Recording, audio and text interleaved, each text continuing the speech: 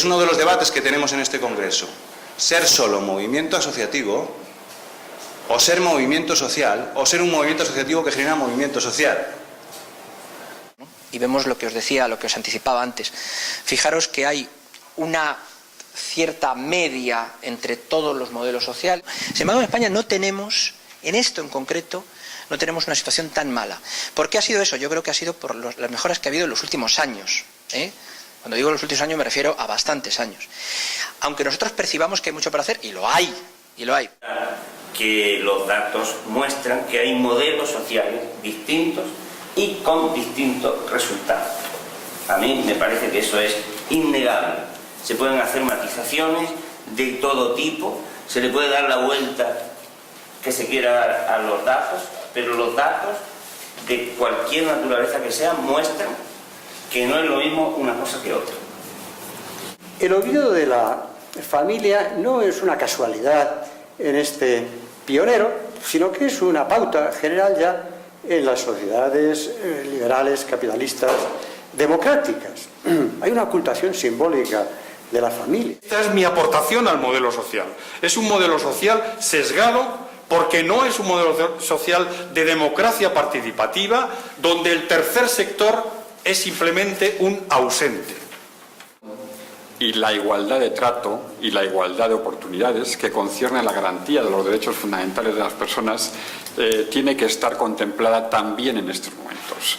No vale el pensar que porque crecemos en desempleo hay que tomar medidas generales y olvidarnos de aquellos grupos de población que tienen especiales dificultades, estoy pensando en este caso en los discapacitados, y que por lo tanto necesitan un enfoque de igualdad de trato. Las personas que tienen mayores dificultades para realizar actos de la vida cotidiana, la tasa de actividad y de ocupación es la mitad que la de la población que no tiene ningún tipo de discapacidad.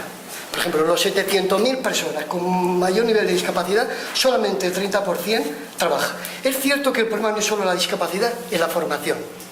Es decir, hay un problema de educación muy serio en este colectivo. De asociacionismo privado se ha enmarcado en un proceso de subvención indiscriminada como único mecanismo de financiación, lo cual ha provocado, como también se ha dicho antes, un cierto clientelismo natural por parte de los poderes públicos. La política social es el fracaso de un sistema económico que es incapaz de proveer bienes y servicios para satisfacer las necesidades de todos los individuos. Ojo, es evidente que por muy buena que siempre sea una política económica, una actividad económica, siempre va a haber ámbitos de la sociedad necesitados de un determinado apoyo. Como interlocutor público en un diálogo te refuerza la visibilidad. Yo creo que el problema gordo que estamos viviendo en el modelo social que estamos, es que lo económico domina sobre la política social. Yo creo que el capital social es fundamental, es una de las claves para que funcione todo, para que funcione la sociedad y para que funcione la economía. Pero el capital social se destruye, se pervierte, si se espera más de la solidaridad pública, y pongo comillas en lo de solidaridad porque se hace por la fuerza coactiva del Estado. O sea, cuando el Estado hace transferencias, lo que tenemos que tener en mente, y eso muchas veces se olvida, no es al burócrata que te firma y que te da los millones o los miles de euros, sino tienes que ver detrás al policía, a la fuerza coactiva del Estado que hace que esos millones estén en esa caja. Hay una cierta desvertebración y una poca escasa participación de la gente en las decisiones de todo tipo.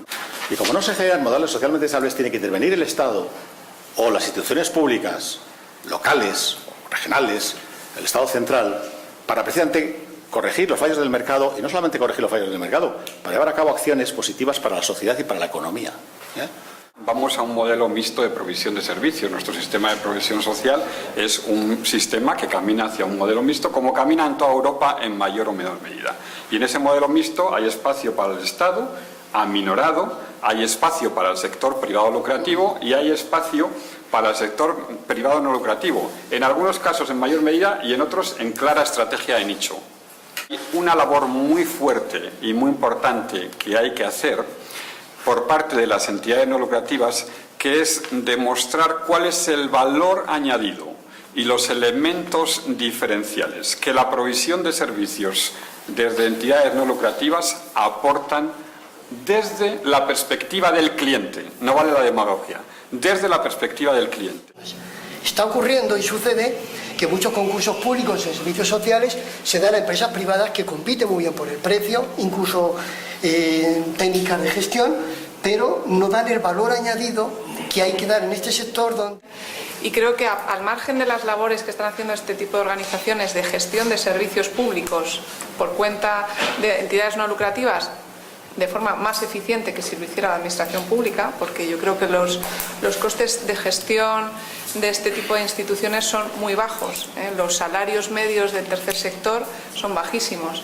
La productividad en términos generales es bastante alta, con lo cual si esos servicios los prestara el sector público serían bastante más costosos, ¿no? O sea, que ha habido una privatización en ese sentido de lo público hacia el tercer sector. Pero no solo hacen una labor más eficiente de gestión pública o de servicios públicos, sino que hacen una labor de concienciación importante y de sensibilización. Hay una pluralidad muy vasta y que, por supuesto, por pertenecer al movimiento asociativo relacionado con la discapacidad intelectual, eso no es la única dimensión personal que uno tiene. Uno, aparte de ser eso, además es padre, además es consumidor, además es esposo y además es trabajador y es muchas cosas, ¿no?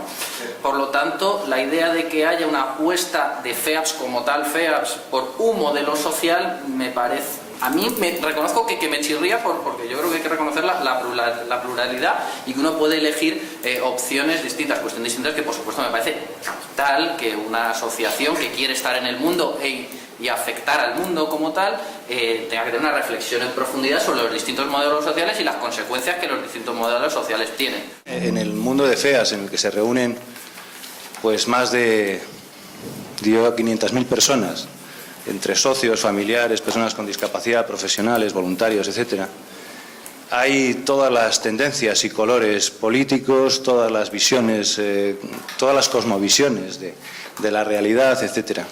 Pero, sin embargo, creo que es un movimiento asociativo que cada vez va teniendo más vocación de ser movimiento social, que cada vez va construyendo y compartiendo más una identidad como colectivo, en el sentido de que tiene una misión que cumplir y tiene unos valores que comparte.